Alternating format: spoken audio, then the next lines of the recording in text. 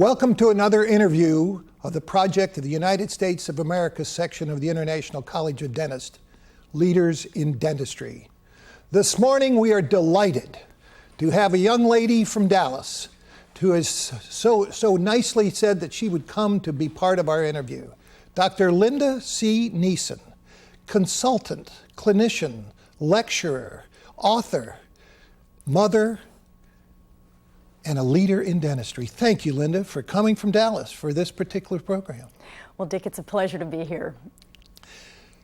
I want to start the interview by saying I can't understand how you fit so much into your career.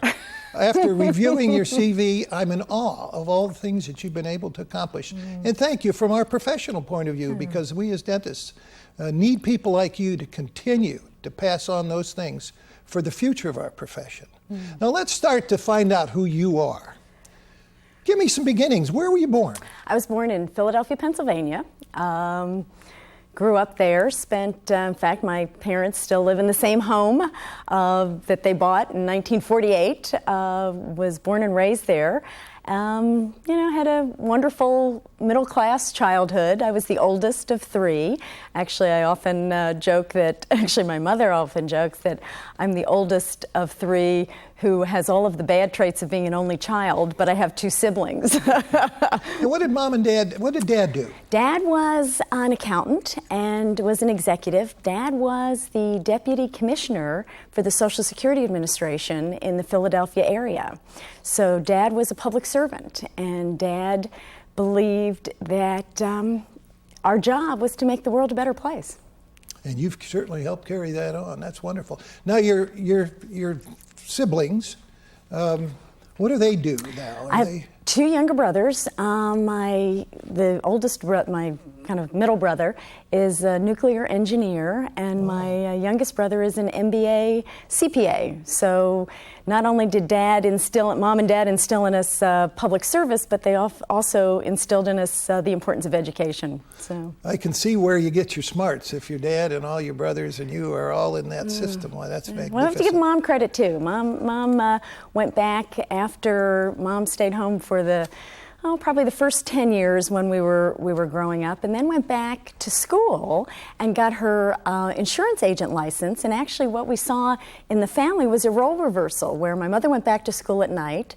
My father began keeping the house, cleaning, cooking. Good for him. And so my mom could go to school, and then she went back to work too. So they both worked. So it was kind of fun as a child to see this role reversal and realize that, there isn't this job just for one parent and this job just for the other parent. So we saw it was a team.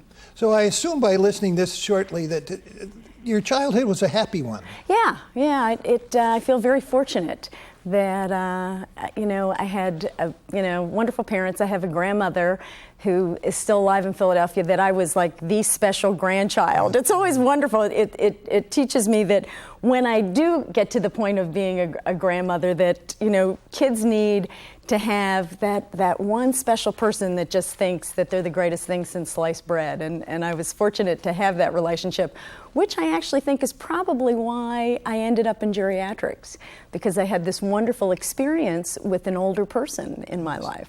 Now, are there any uncles or aunts or any other role models in your childhood that you recall? Yeah. I mean, the family, we were a close-knit family. And, my mom, actually, it turns out my grandmother's mother, my great-grandmother, had 8 children, and it was a very large Irish Catholic family. And we would go, and, one aunt and uncle had 10 children, another aunt and uncle had 5 children, another aunt and uncle had 7 children. We were the small family because we only had 3, and we would go the holidays at Christmas and Easter, and, my great-grandmother's home was just children all over the place. So, we've had, probably I have 50 or 70 cousins, It's a big family. Oh, I think that's fantastic. Now, let's get you through the grade school days and junior high. Are there any really memorable moments that stand out in your mind concerning that period of your life? Well, I think probably what's most significant is I went to an all-girls high school. And at the time, you didn't realize that it was an advantage. At the time, it was, an all-girls school, and you learn that you're the basketball team, and you're the cheerleaders, and you're the stagehands, and you're the actors. The girls run the school. As a result, I never realized that there were things girls couldn't do, because from my world, girls ran the world, in the high school. So I think part of that led me to think about dentistry, because I didn't realize girls couldn't become dentists in 1970, even though only 1% of the dental students were women at the time. So dentistry was in your mind back in those days? No, it actually wasn't. Okay. No, it actually wasn't. It's only in retrospect. I wasn't sure what I wanted to do, which is so you were normal. Which is why I wandered through college. Well, let's go into the high school days. Were those good days for you? Oh yeah, I had a great time in high school. I mean, I'd say I wouldn't want to do it again. Where did you go to high school? I went to high school in Philadelphia, St. Hubert's Roman Catholic High School for girls. 4,000 of us in the school, 1,000 in each class. It was, typical baby boomer, high school at the time, but it was great. I was, involved in student government, and we had such a big high school that you could only do one extracurricular activity, so that you spread the activities around. So were there mentors within the school that sort of led you to the college period in your life, or? I don't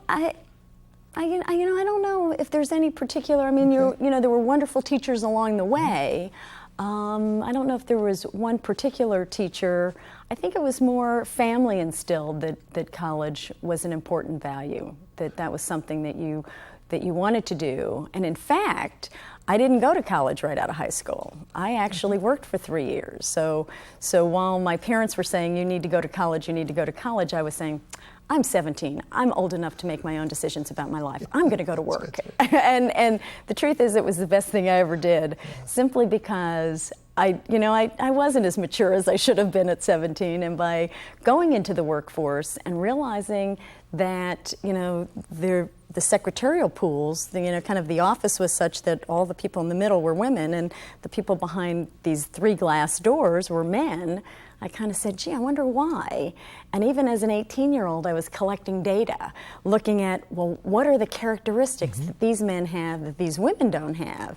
And I figured out that it was the college degree. And it looked like the college degree was the union card that you needed for, a management position in the workforce. So I said, maybe my parents are smarter than I give them credit for, as all 18-year-olds do, and said, I will go back to school. I'm not sure what I'm going to do, but the next time I enter the workforce, I'm going to have a skill. I'm going to have a skill that's a sellable skill. I'll be able to do something to contribute. So now Philadelphia to New Mexico. I mean, tell me about that. It was an adventure. I applied. I had worked for 3 years. I was now going to college. I was, independent, so I was going to have to pay, tuition. My parents were going to help a little bit, and so I thought, well, I applied to Arizona, New Mexico, partially just on a lark because it sounded exotic, but also applied to Villanova, Penn State, the schools in the Philadelphia area. And as it turned out, the University of New Mexico's tuition as an out-of-state student was actually less than the tuition at Penn State as an in-state student, and certainly less than Villanova as a private school. So I thought, well, what the heck, let me give this a try. I have to say, I got a little cold feet, about a month before I was, headed, because I applied sight unseen. I'd never seen the place and was just going to go to New Mexico. And I got a little cold feet, and I said to my mom, I'm a little worried. And she said, what are you worried about? I said, well, it's so far away. I'm not sure I'm going to like it. And she said, look, if you don't like it, come on home. I was like, oh, okay, that's easy. So I thought, well, with that, I can give it a try. So it was a great adventure, and what I loved about the University of New Mexico is, having grown up in Philadelphia, where all of the American history was European-based, it was striking to come to a state where the real American history occurred, where there was a civilization in 900, and we don't know what happened to these people, the Anasazi people. So it was wonderful to learn a whole nother dimension to American history, and that was that of the American Indian population, who are in fact indigenous to the continent. So it was really fun. Your majors were chemistry and French. Now, how did that relate to dentistry? And was there somebody there that said to you, okay, have you thought of this? Now, you're coming from a service-oriented family. There's no doubt about that. And that was your bent. What happened in those days? How did you get there? Well, I knew I wanted to go back to college. Wasn't sure what I wanted to major in, and I wandered through departments after department. So I started, I think, with the business. I was going to be a business major, but the first year you have to take the French and a science and an English. So I did that. And then decided, no, I didn't really think I liked the business major. And then the next semester I was in the elementary education school. Well, I took one elementary education course and realized that wasn't for me. So then I thought, well, I'll do secondary education. I didn't like that either. But each semester I took a chemistry course and a French course because I liked them. I liked it. So I thought, well, I'll take these and then figure out the major along the way. And then as it turned out, I'm kind of counting up credits and realized I only needed 1 or 2 courses more for a chemistry degree and another course for a French minor, and said, all right, I could do that. So then I thought, well, geez, what do you do with a chemistry degree? So I went to the chemistry class the next day, and I said to my colleagues in class, I said, hey, what do you guys do with your chemistry degree? And they said, well, we're going to medical school. And I thought, well, I don't know if I want to do that. I had a friend at the time who was doing a pediatric residency, and she was on call every third night, and was very emotionally drained, dealing with sick children. And I thought, oh, I don't know if I could do that. But I like the idea of healthcare, and I like the idea of being a doctor. How about dental school? I don't know anything about that. I can't scare myself out of that. I'll give that a try. So that got you thinking. Yeah. Oh. And then you thought so hard that you applied, apparently. Well, I had this interesting experience. We had a biology professor at the University of New Mexico who was the pre-dental advisor. Now, I was a chemistry major, so I had maybe one biology course at best. Went to see him and tell him, and this is 1972, so again, a long time ago, and said I was interested in dental school. He looked at my transcript, and this is kind of to tell the story. This is not to brag here, but my transcript is all A's except for a B in tennis. And he looks at the transcript and says, I don't think you'll get into dental school. And I looked him in the eye, shocked, and said, well, geez, if I thought I had to play tennis to get into dental school, I would have tried harder. But I didn't think that counted. But what I didn't, it was only later in retrospect that what I realized he was trying to tell me is that women didn't go to dental school, except that I was way too dense to hear that. I mean, that went right over my head. I didn't have a clue that that's what he was trying to communicate to me. And, it just wasn't in my realm of consciousness that was even an issue. So at that point, I thought, well, if this man doesn't think I can get into dental school, there's no sense having him be a reference. So when I did apply, I thought, I think I'll just use my organic chemistry professor that, I've certainly known, and have him write a letter, and, so I went ahead and applied and thought, I'll show him that I can get into dental school. So. Phi Beta Kappa from New Mexico. Mm-hmm. You're heading east again. Yep, heading east again. Why east? Well, that was an interesting decision because I could have gone west. I could have gone to UCLA as a California resident because of the Western Interstate Commission on Higher Education. But I think my eastern roots, those Middle Atlantic roots, said, time to go east. And actually, there was just another kind of economic decision that Harvard had a line in their catalog that said, no student has ever withdrawn for financial reasons. So I said, all right, let's put this to the test. Let's see if they can put their money where their mouth is. And I must say, they kept that commitment. Well, it's interesting to note the years in dental school for different people have certainly different impressions. Now, was dental school a good time for you? Or, Tell me about the professors at Harvard. Oh, it was a great place. It was an incredibly intellectually challenging environment. First 2 years you're in the medical school. You know, we spent the first 2 years with the medical students so that you don't realize that you're a dental student, you know. And so it's a wonderfully intellectually nourishing environment. I mean, there's this whole world of science out there. I mean, Nobel Prize winning faculty members, you know, giving you lectures. I mean, it was an incredibly intellectually stimulating environment. I mean, it was great fun. It was also, I mean, I have to say, it wasn't without conflict or controversy, and I certainly did my share of whining, as most dental students do. That's mandatory. I logged a lot of time in Paul Goldhaber's office. Paul and I got to be great friends. To his credit, he didn't kick me out, and in fact, I pulled a couple of things. I did a couple of things that he'd say, "Now, Linda, the next time you do this, just let me know ahead of time." Oh, okay, Dr. Goldhaber. So Harvard is a good experience. It was a you. fabulous experience. Yeah. Absolutely. And, you know, as we talked to various people, some was a very frustrating time. Some was a class situation where the faculty would sort of step on them. But for you, that's good. Now, you graduated. Let me tell you what I think makes Harvard unique. First of all, they really did instill in us a sense of the science and a sense of, you know, you are a scientist. Think about kind of the kinds of clinical decisions you're going to make and how they can be improved and what's the literature say on this. And they really kind of, while not every faculty member appreciated the fact that as students we would question, it was the culture to question, and it was accepted. So that, you know, unlike other dental schools where you're not necessarily encouraged to question, we were allowed to do that, and I think that was encouraged. You know, don't accept the status quo, but, you know, go the literature. And you were valued if in fact you went to the library and kind of did a literature search and read the articles and said, well, you know, I'm not sure I believe this. And, you know, I read this article. They encouraged you to take that kind of initiative.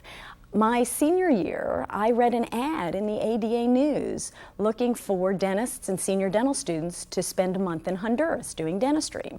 So it was the summer between my junior and senior year. I cut out the ad and said to our Dean of Student Affairs, Leon Dogan, I said, I'd like to do this. And he said, great idea. I said, but Dr. Dogan, I have to bring all my own supplies and equipment and pay the airfare to get down there. And he said, no problem. Here. Go to this person at Mass General and you'll get the oral surgery equipment. Go to Astra, you'll get the local anesthesia. Go to the Syker brothers, who would give you all the disposables. They had the Healthco, had the disposable. And he said, I'll give you the dean's camera to take pictures. Wow. I spent the entire month worrying about the $600 dean's camera because I thought, oh, I'm going to get kicked out of school if I lose that. Yeah. And then I said, well, Dr. Dogan, I have to raise money for my own airfare to get down there. He wrote a personal check along with several other faculty members. And you say, ooh, you know, not every dental school will do that. And that's kind of that, for me, that's the ideal dental school where the student has the idea and the initiative, and the school supports them. Yes. So that's kind of what I think every dental school should be doing too, because these students have a lot of energy and a lot of ideas and a lot of different projects they'd like to do. Sometimes we just need to get out of their way and give them the ability to succeed. So you graduated cum laude from Harvard with the DMD. Mm-hmm. Then you had a little different twist to your career. It's my impression that you went with the commissioned service of the public health with the Indians. Tell me about that, because I read later and you had a wonderful honor from the Indians Health Service and an Indian tribe. Give us some of that, because I think that's wonderful. Well, the National Health Service Corps had just started a scholarship program for senior dental students in 76. So I applied for a public health service National Health Service Corps scholarship my senior year. They paid my tuition and then gave me a stipend my senior year.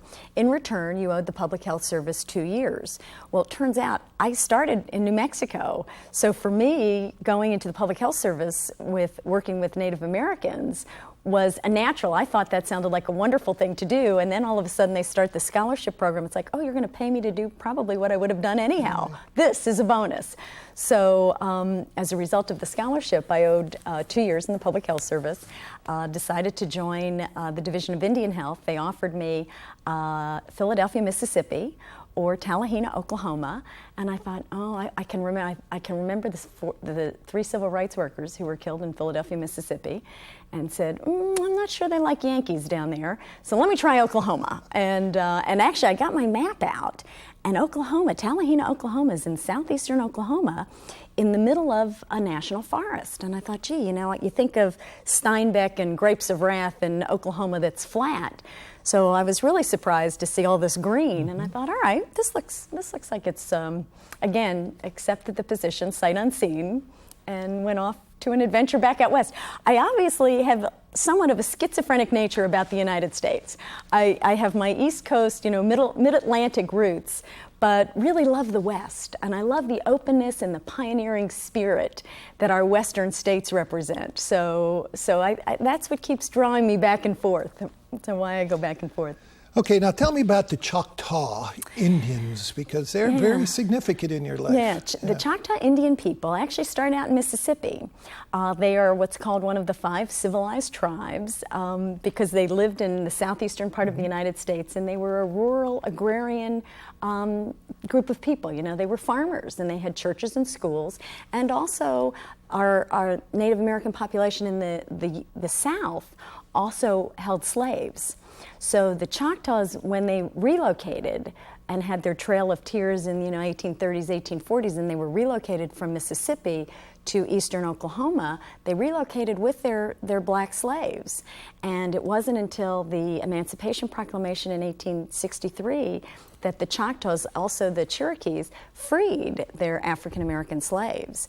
But the Choctaws, when they freed them, freed the slaves as members of the tribe. So they gave them all of the rights entitled to the tribe. So the Choctaw in southeastern Oklahoma were about 20,000 people. They had about 20,000 people.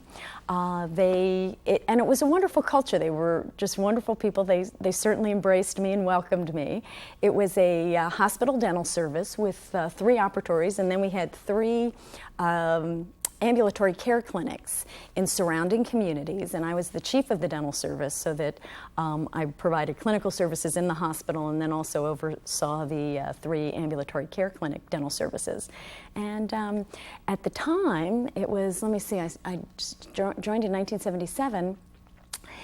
Caries rates were unbelievable. I mean, I had never seen so much tooth decay in my life. So we decided to start thinking about preventive programs. So we started kind of fluoride tablet programs in the Head Start programs. We had community-based, education programs. The Choctaw Tribe, I talked to them. They're seniors. The program primarily targeted children, but we had seniors who had tremendous oral health needs. So I talked to the tribe about providing dentures. They wanted to provide dentures for their senior citizens.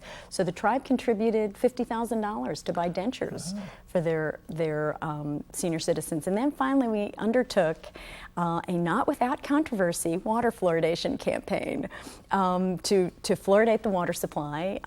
Robert Mecklenburg was the chief dental officer of the, actually he was the head of the Indian Health Service at the time, was before he became chief dental officer, and he had put out a memo that said that if a community was interested in fluoridating, the Indian Health Service would buy the fluoridation equipment. So I happened to be speaking to him and said, okay, is this real money or is this just talk? I said, you're going to really do this? He said, oh yeah, we're really going to do this. I said, all right, I'll give it a try. So we've got the local community council, the Tallahena City Council, to pass the fluoridation ordinance, and then Indian Health Service to buy it. But we had to bring everybody together. We had to get the chief of the Choctaw Nation to sit down with the mayor and the city council to kind of write out an agreement that said if the town council approved the water fluoridation proposal, then the Indian Health Service would buy it. And then our Indian Health Service engineer actually helped the water plant operator install it and get it running. And you know, we had the letters going back and forth in the newspaper. It was somewhat controversial, but it turns out it actually happened. We got it installed. It was clearly a team effort because you don't fluoridate a water supply alone, but we got the whole community involved. And 10 years later, I had the good fortune to go back and do a 2-week short tour of duty within the Public Health Service and look at the next generation of children. And in 1977, I wouldn't even think about putting a sealant on a tooth because those first molars were already decayed. And in fact, the dental assistants got so used to me saying to children who would come in for the summer for their dental services, "Oh, you must be from out of town. Are you from Oklahoma City or Tulsa? Because you don't have any tooth decay." That they would know as soon as they'd see these children that I was going to ask this question. And they were usually, in fact, from Tulsa or Oklahoma City visiting their grandparents for the summer. And 10 years later, it's like the stuff works. All of a sudden you see children with no caries. And now you are ready to place sealants. I mean, it's just. And in 1977, I said, "Nah, we don't need another water fluoridation study." And then 10 years later, in 1990, I was really sorry we didn't do one because you really see the effects. It was incredible. It's very satisfying, isn't it, to be able to see a program that you started and worked so hard to see the culmination of it. Yeah. So, I'm hoping that they're still fluoridating today. I haven't checked lately, but it's surely Well, I makes think a it's difference. significant for what you did for them. They gave you a very, very precious award from them. And I know you don't like to talk about yourself, but tell me about the Choctaw Nation Award that they gave you, which is very unique. Well, it was an award given to someone, I guess, in recognition of their efforts and contributions to the community. That's fantastic. Now, you're in the West Coast now, and I think we're coming back east now. Yeah. Not only do you have a DMD, but you have an MPH and an MPP. Well, I'm gonna go back to get the MPP. Okay. Yeah. Mm-hmm. All right. Tell me about the MPH and why this, and where your passion now is starting to settle itself in your mind. Go ahead and. Well, my MPH I picked up my senior year in dental school. Oh, okay. I did that back when I was at Harvard. The 4th year was elective, so I elected to spend the year at the School of Public Health and see patients over at the Children's Medical Center because I knew even at that time I was interested in public health. I liked solving big problems. I liked population-based problems. So that was always a draw for public health. Public health was that one area of dentistry where you looked at populations and you figured out, population-based strategies and solutions.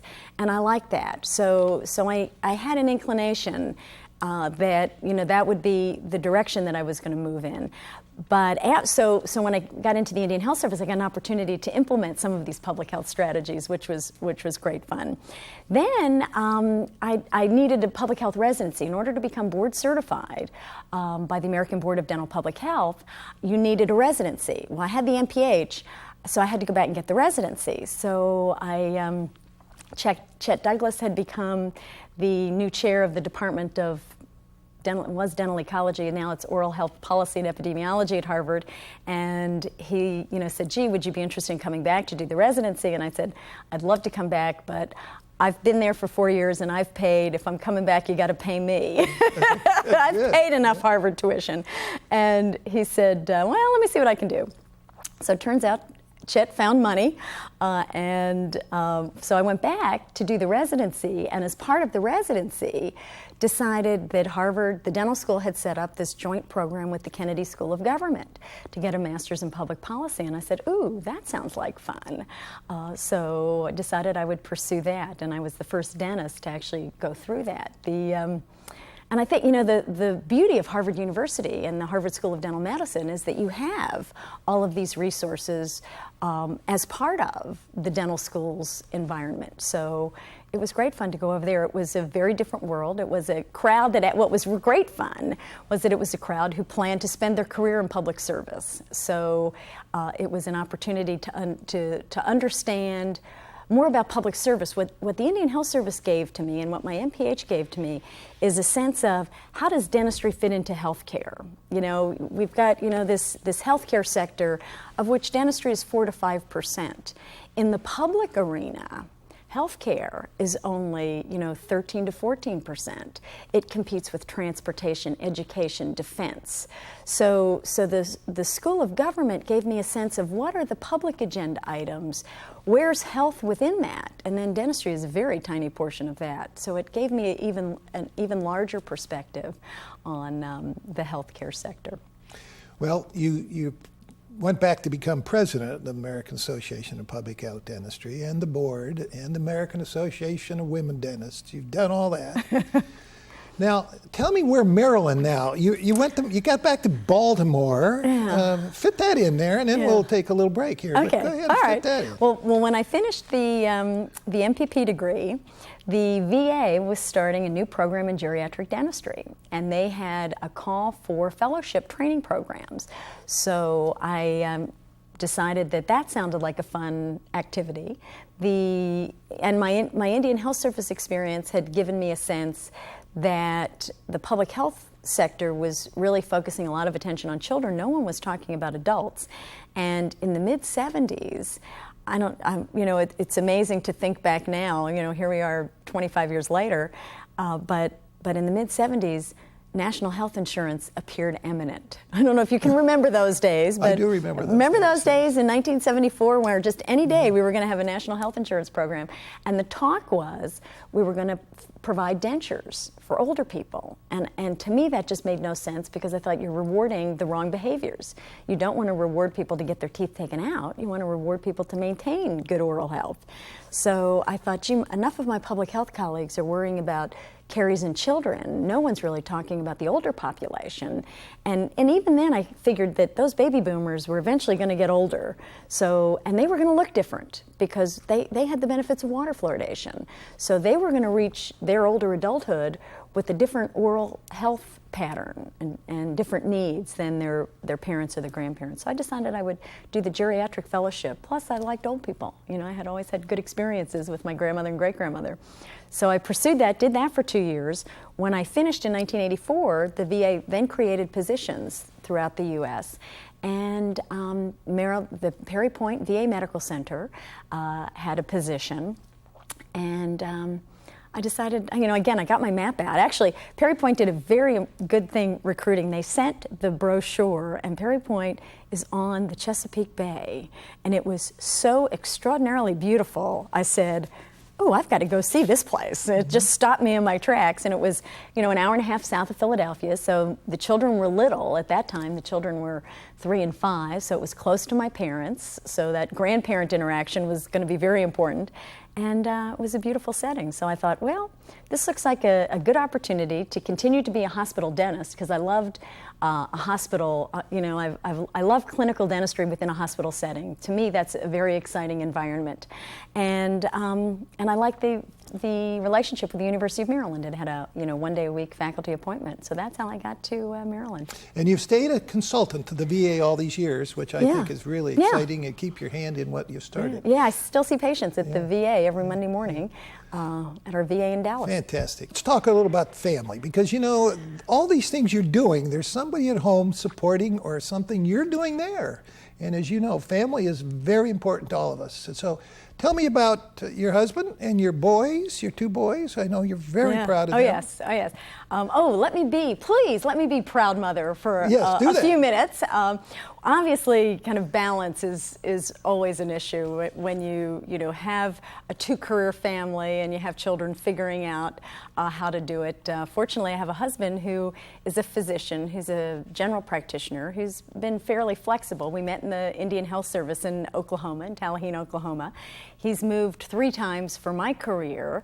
And we have 2 boys. Our boys are now 19 and 21. Our older one will graduate Stanford in 2 months, and will come to medical school, return to Dallas to attend medical school at UT Southwestern. So we're very excited. Our younger son is a sophomore at the University of California in San Diego and thinking about dentistry. So I'm hoping that he will pursue that, and we'll, we've had a great time with the boys. They were wrestlers and soccer players, and you go through that period of child rearing where you're in the chauffeuring stage of parenting.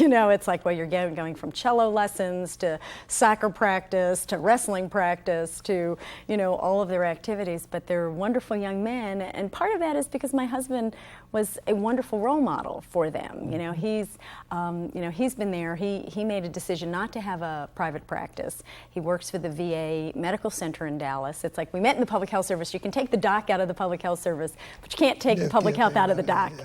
And he has remained really a public health physician. Currently now he's serving as the acting associate chief of staff for ambulatory care at the VA Medical Center in Dallas. So he's doing a little bit more administrative work instead of his clinical practice. He really is, likes to be a clinician best. But it's been a fun journey with the kids, and it's wonderful to see them develop into responsible young men. And we're kind of you're facilitators, trying to keep them on the right track. It's I often laugh. There's a Leon Russell song that's it's like walking on, what is it? One side's fire, life is a tightrope. He's talking about a tightrope. One side's ice and one is fire. And I thought, well, this is the analogy for raising teenagers. You're on this tightrope, and one side's ice and one side is fire, and you're trying to keep them on the rope and keep them balanced and keep them on the right track. So hopefully they'll... It sounds like you've done pretty well, and it's hard to imagine how you do that, especially with boys. But I can relate to the boys. Well, I admire you for loving them through everything, because that's what it takes. They're wonderful young men, and they're great friends, and we laugh because they're always the best friends when they're united against my husband and I. Of course. That's written into their job description. Yeah, they're really tight brothers. All right. Well, it's wonderful to know that your family certainly has been a great part of what you do. Now, are they musically inclined like you are? I don't know. Oh, do we have to go there? Actually, the youngest one plays the cello. Actually, both of the kids were in the band.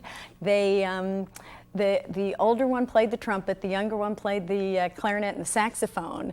And and it's funny when you try to balance your life. One of the things that I realized is I couldn't do cafeteria duty, every Wednesday afternoon as a mom, because I didn't always have every Wednesday afternoon available. But I could do big chunks of time at certain parts of the year. So one of the things that my volunteer role as a parent was to be the parent chaperone on the band trip or the orchestra trip. I could go for 4 days if I put it in my book ahead of time, and I'd be the band parent or the orchestra parent, and always had a great time with the kids. I mean, loved chaperoning the kids, and a couple times they gave me girls, and it's like, oh geez, I don't know what to do with girls.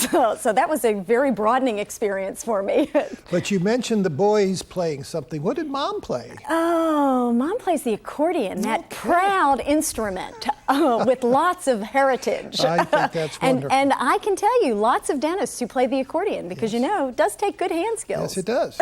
And I agree, and I think it's wonderful you do that. Now, we've gone through all this up to this point, and I want to get you involved now because you are also a TV personality of a syndicated program out of Dallas. That's true. And tell us how you did that and why you're in it, and is this passion, I know, we're leading all up to what your passion is. Tell me about Dental Health Check.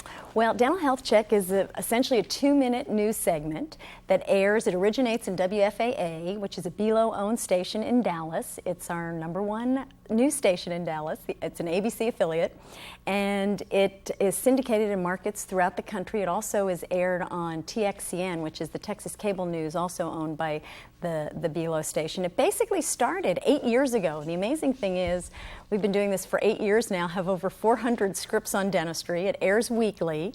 It started, I appeared in a health segment that they were doing a segment on dentistry.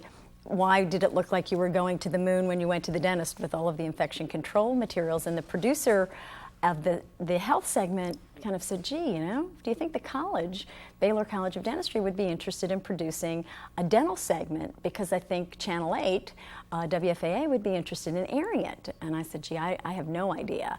But she was very persistent, followed through with the director of public relations at the college and the dean, who was Dom DiPaolo at the time. And they decided, yeah, let's give this a try. And the producer said, well, if we're going to do this, my only caveat is I want Dr. Niessen to host it because I think I can teach her what she needs to do. So I said, all right, hey, I'm game. I love being at the bottom of the learning curve. That's my favorite spot. So we have done this now for 8 years. It's amazing. It airs on Monday at our 6 a.m. newscast, and then it airs again at noon. And I get calls every Monday afternoon and every Tuesday from consumers, from people who have seen it with a dental question. Now, the dental question doesn't necessarily have anything to do with the topic of the segment, but it has taught me the intimacy of this television medium, because at 6:30 in the morning, I'm in people's kitchens, and I'm their friend. And at noon, I'm in their kitchen or I'm in their living room, and they see me. I mean, think about how many people you've ever called that you've seen on TV. Probably none. But when people call, it means that they're desperate, that they have some kind of issue that they need to have resolved. So lots of times I just serve as a funnel to say, okay, let me see, you need a dentist, maybe you need to go to this area. Or they have some very unique, very difficult problem and sometimes need to come into the schools to one of our specialty clinics. So. Well, I'll say, you probably won't say, I know that there's over 1 million viewers, and it's the only one like it in the United States. And it takes persistence to go in and do it every week, and that's wonderful you do that, because you are, in fact, touching the people with the public information they need. It's amazing, Dick. It really, as a public health dentist, my dream is to get, oral health information out to the public. So this is a wonderful way of fulfilling that. I think that the most striking day was when I got a call. We did a story on cleidocranial dysostosis, very unusual craniofacial syndrome, really talking to the public about the importance of oral health research and why research is needed. One of our dental students had this condition, and the message to consumers was, even, if you have oral health research is important, and if you have some of these craniofacial syndromes, you can live a very normal, accomplished life, and profiled this young man. Within an hour, I got a call from a mom who said, I just saw your segment. My mother called me. My son has this condition. Would you mind giving me the phone number of the dental student so that I could call him to see what's in store for my 3-year-old? And I thought, wow, isn't that amazing, just to be able to connect those two people, so this mother has an idea of what she can plan for her child. And that was very heartwarming. That was a sense of, gee, we really are touching people and reaching them and providing them information that they need. So. Okay, now I keep that up because that's fantastic. Now, we haven't got you to Baylor yet. We got to get you to Baylor. 1991, you went to Baylor. Now, why Baylor? Well, Baylor, it turns out that, life is funny. It's a serendipity, and there's it's like a quilt. You know how you make a quilt and there's all these different patches, and then they connect in ways you don't always imagine. In the early 1990s, the chief dental officer for the VA retired. Bob Ryan took another position, and his position was open. I was in that search. I was a finalist in that search. Met the search committee, included Dom DiPaolo, who was dean at New Jersey, Dr. John Higgins, who was the chief of staff at the VA Medical Center in Dallas, a couple other people that I can't remember. Turns out I didn't get the position. However, Dom then moved to Baylor, was talking to John Higgins, the chief of staff at the Dallas VA, and said, gee, too bad Linda didn't get the job at the VA. Gee, do you think we can recruit her to Dallas? Says, I don't know, let's give it a try. So they called and said, gee, would you think about coming to Baylor? And I said, that's worth it. And I said, gee, I have a husband who's a physician and who's currently working at the VA in Maryland. And they said, oh, let's, come on out and talk. So I basically said, okay. What I did is I traded my full-time VA position and one-day dental school position for a full-time academic position and a part-time VA position, and went to Texas. I said, all right. So you've been there since 91. Since 91. And your present position is? Well, 2 years ago, I made another change. Yes. I was recruited by Dentsply International to come to work for them as Vice President for Clinical Education. And I have to tell you again, when they first approached me, I wasn't sure what I could do within the corporate sector, because I had really lived most of my life in the public sector. But they said, gee, what they were really looking for was someone with expertise in clinical education to coordinate their clinical education programs throughout the various divisions. And I said, oh, well, I'm an educator and I can do that.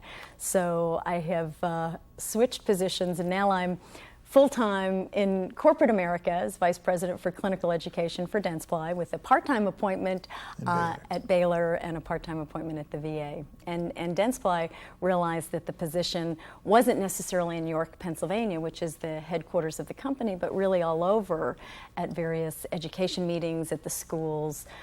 So they didn't require that I move to York. And the truth is, probably what I really need is access to a good airport. That's right. Yeah. Well, I know you're on the road a lot to pass on and to share all your expertise. Research has always been a part of your life, and also as publications. I know you've had over 60-some publications. You've written chapters in 13 or 14 books. You've written your own book. You've got abstracts out there, too numerous to mention. You're on the editorial boards of stuff, and I know the ADA, the JADA. Are you doing any active research now yourself? I don't know how you could have time. Yeah, I'm not doing any. Well, that's not quite true.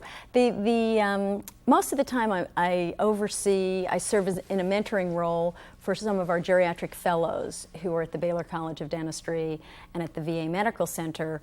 Also, I do serve as principal investigator for a Dallas County sealant initiative.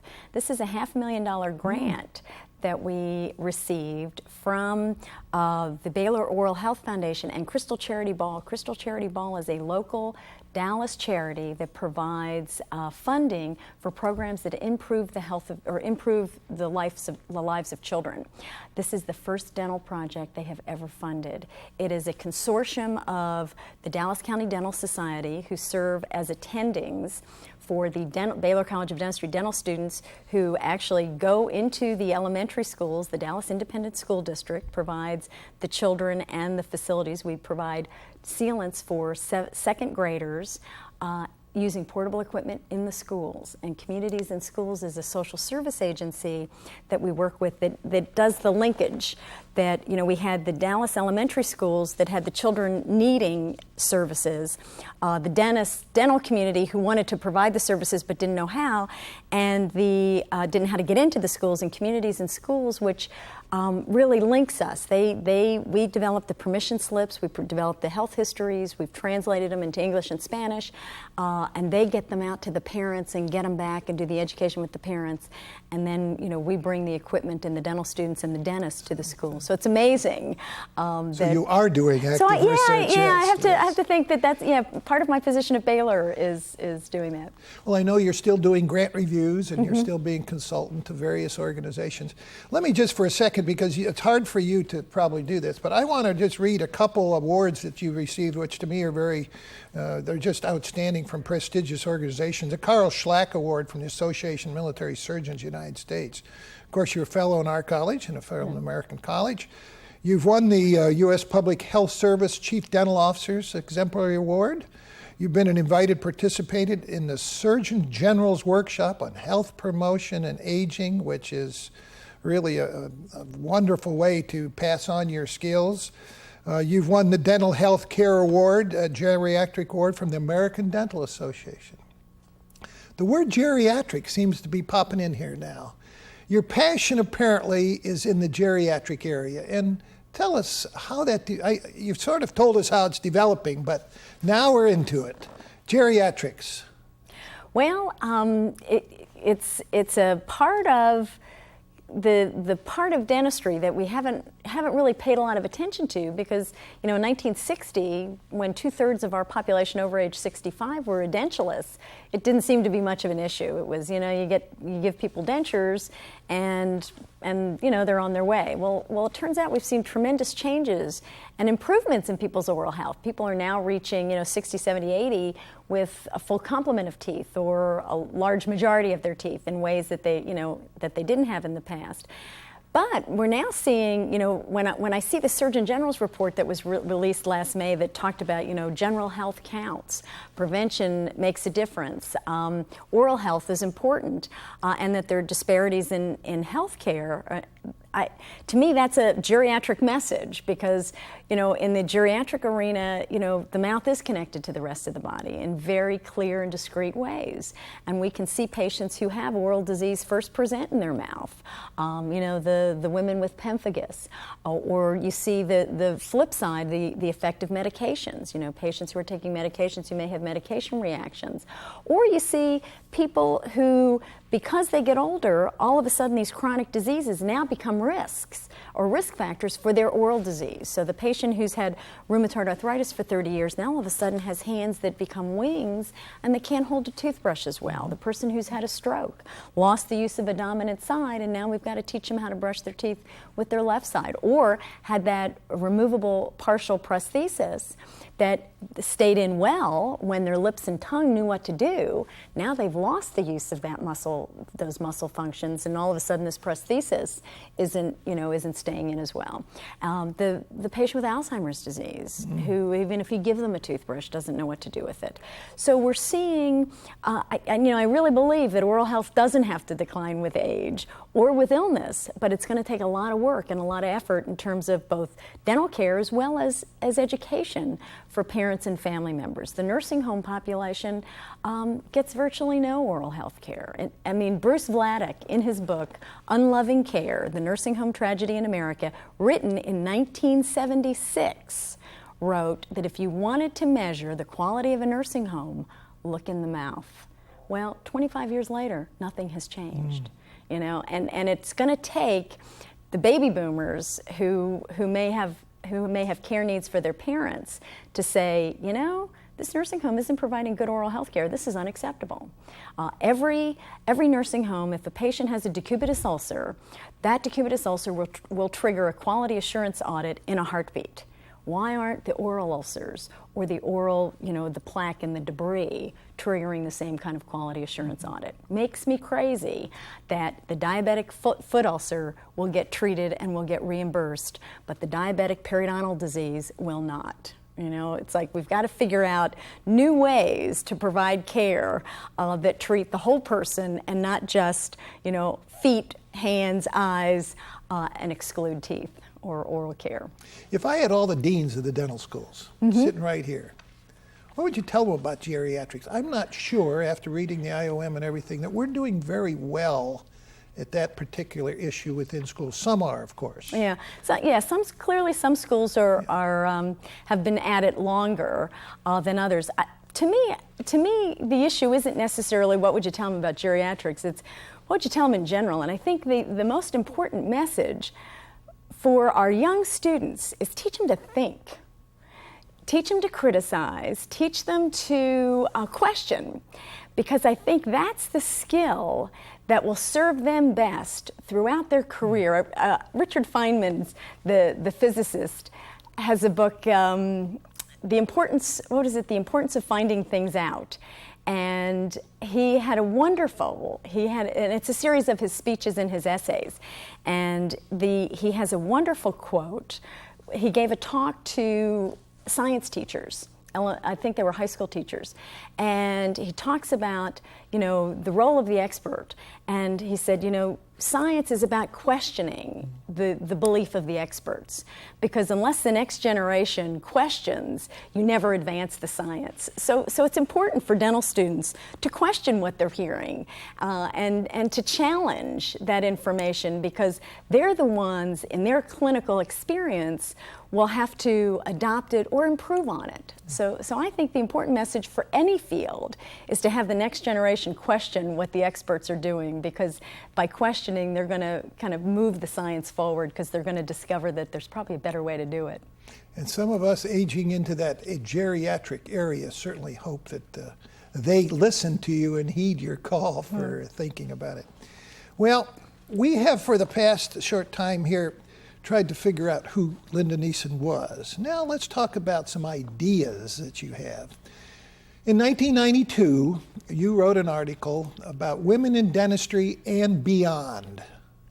Well, now we're kind of beyond. What would you have to say about that? Well, we're not that beyond. Okay. We're now 45% of the dental students are women, but diluted into a pool of about 150,000 dentists. So there's about 15,000 women dentists. So it's about 10% of the overall pool. I think beyond is now a time to actually look at how women are practicing dentistry. There's lots of myths and stereotypes out there about how women are practicing. And the issue is women may be practicing, there may be a higher percentage of women practicing 30 hours or less a week than the men.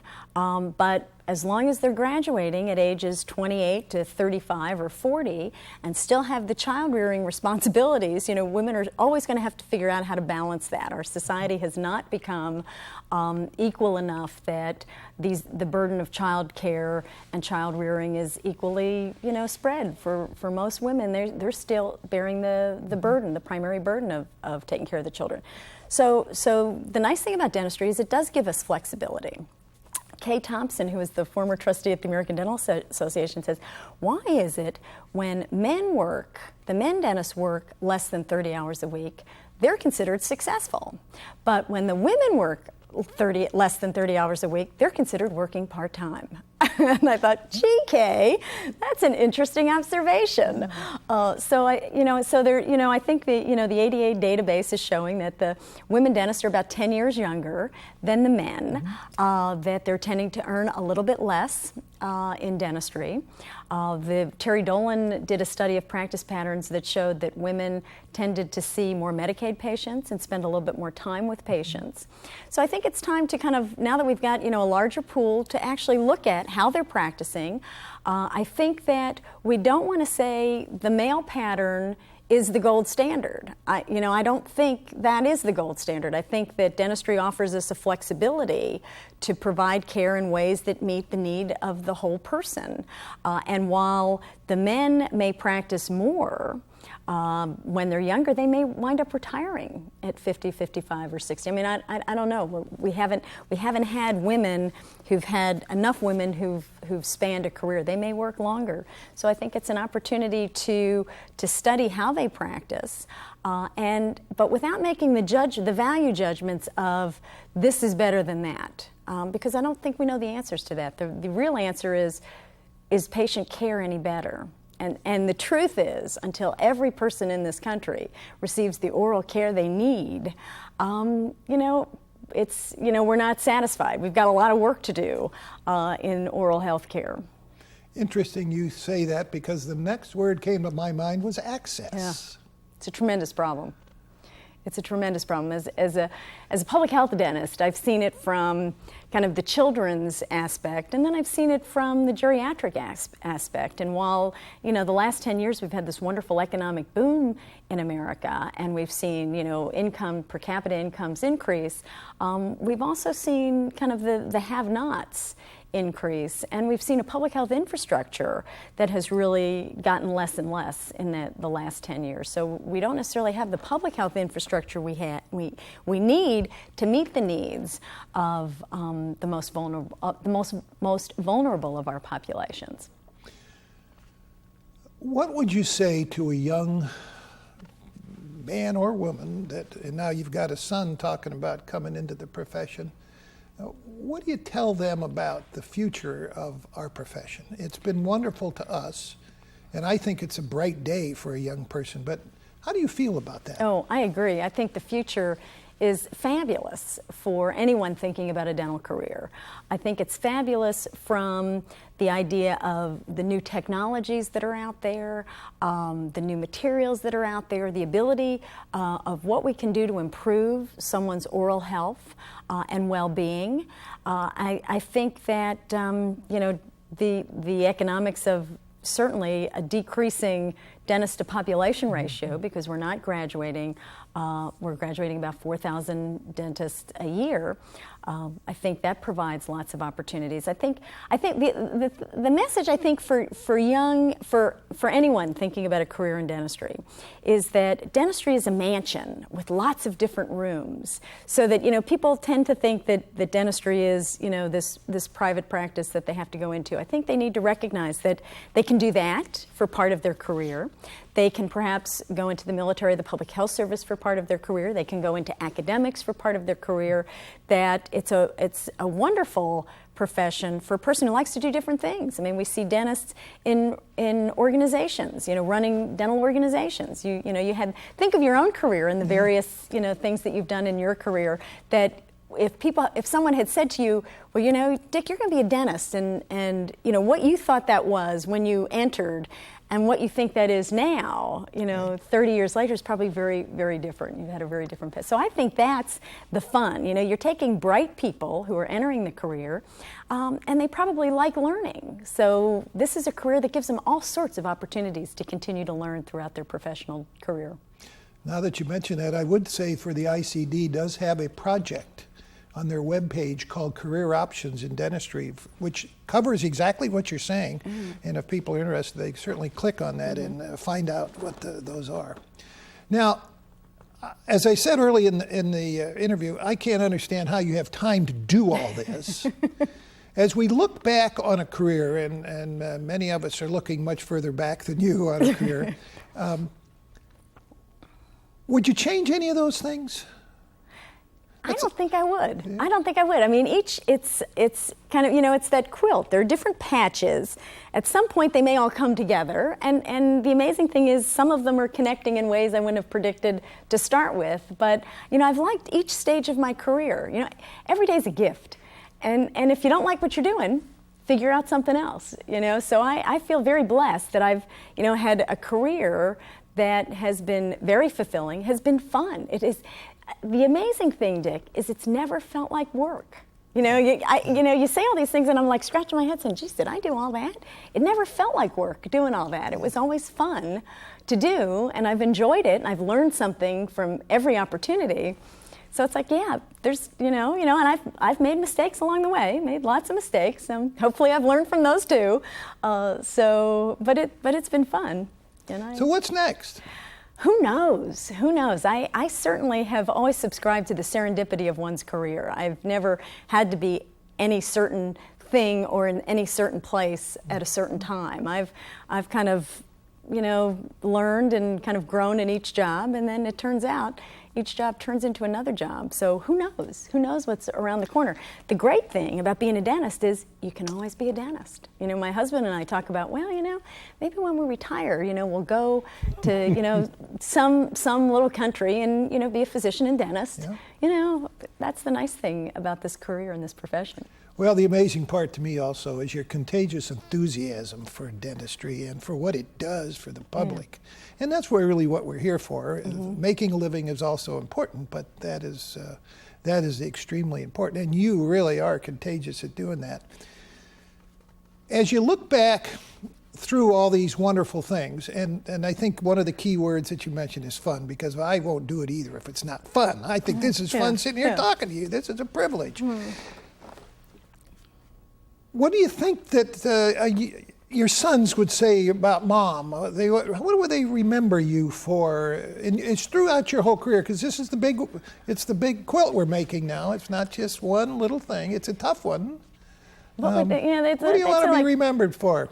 I don't know what I want to be remembered. Well, I guess what I want to be remembered for, what drives me, is improving the oral health of the public. That's what I find most exciting. Getting up in the morning and figuring out ways that we can improve the oral health of the public. And quite honestly, when I interviewed with John Miles, who was our Chief Executive Officer at Dentsply, I said, John, before I come to work for you, you need to understand what I'm about. And he said, well, what's that, Linda? I said, well, I'm about figuring out ways to improve the oral health of the public. I mean, that's what I love to do, John. And he kind of looked at me and he said, well, Linda, that's what we do too. And it's like, oh, I never thought about that. So, and he's right, Sure by is. deciding which technologies you can bring to market, certainly provide new opportunities for the dentist and ultimately the patient. So that's what I want to be remembered for, figuring out ways to improve the oral health of the public. Well, as I look back on your CV, and I've been privileged to read it, and there's so many things that we couldn't certainly cover in here, but I hope you don't lose any of that and keep it going for many years, because, we, unfortunately in our profession sometimes, they get above the corner drugstore and they practice and they don't pass on to others the enthusiasm that you have for our profession, which has been extremely successful through the years, the most successful profession really for the public health of our patients. Well, I think the other thing that the dentist in that office, anywhere in the U.S. needs to realize is that they are mentors for the next generation, and they may not even know it. But most of us come to dental school because we had a positive experience with our family dentist or with the orthodontist. You talk to the students in dental school today, and they'll all tell you that they love their orthodontist, and that's what made them first think about dentistry. In my career, the Journal of Public Health Dentistry used to list all of the presidents of the American Association of Public Health Dentistry and all the presidents of the American Board of Dental Public Health. And there was this one name, Polly Ayers, who was president, I think, of the board, or president of the association in 1954 and president of the board in 1959. And when I saw her name among this list, I thought, oh, if she can do this, I can do this. If she could become a board-certified public health dentist, then I can do this too. And and actually, Dushank and I took the boards together. After we passed the boards, we were number 2 and 3 of women in the American Board of Dental Public Health. I wrote Polly a letter to thank her for serving as a role model all those years, just by virtue of her name being there. So I really feel that dentists throughout the country serve as role models for high school students, for elementary school students. They are leaders in their community, and recognize, and you never know, who you're influencing at any given time. Well, as you know, these tapes are kept in the ICD Visiting Scholar Room in the National Museum of Dentistry in Baltimore, which we certainly support heavily through this college. And I want to thank you for taking time. I know you're listening to all this stuff, you're really busy, but to come here to Washington for the interview, and I consider it an honor and a privilege to sit on the other side.